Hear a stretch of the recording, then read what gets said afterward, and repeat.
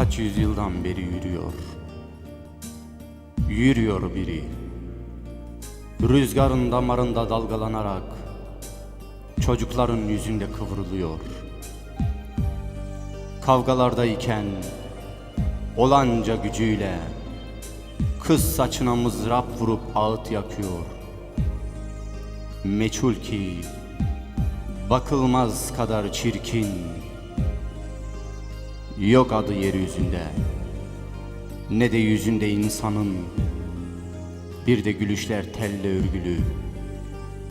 Tüyler kara, ucunda zifiri karanlık. Yaralı toprak, yeşilden yapraklar döküyor ağacın gölgesine. Yürüyor biri, ardından birileri.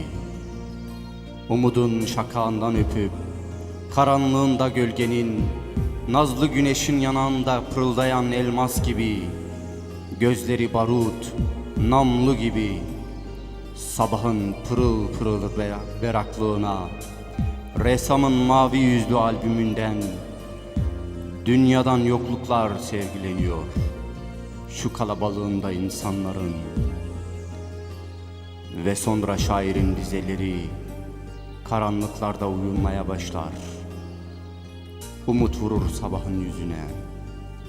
Yürüyor biri,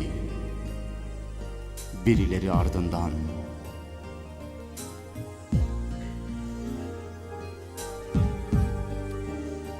Evet. Evet değerli TVT izleyicileri, iyi akşamlar diliyorum baştan. Bizler pazartesi akşamlarını böyle gerçekten iple çekiyoruz karşınıza çıkmak için. O kadar sizi özlüyoruz ki sormayın.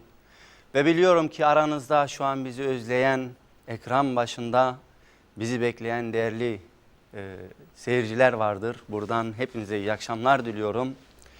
Efendim, bu haftaki konuklarımı birazdan sizinle tanıştıracağım. Biliyorsunuz geçen hafta pazartesi Gülizar Akkuş benim konuğumdu. Yani Rojgün müziğin sanatçısı. Bu hafta da grup Coşan Eller bizimle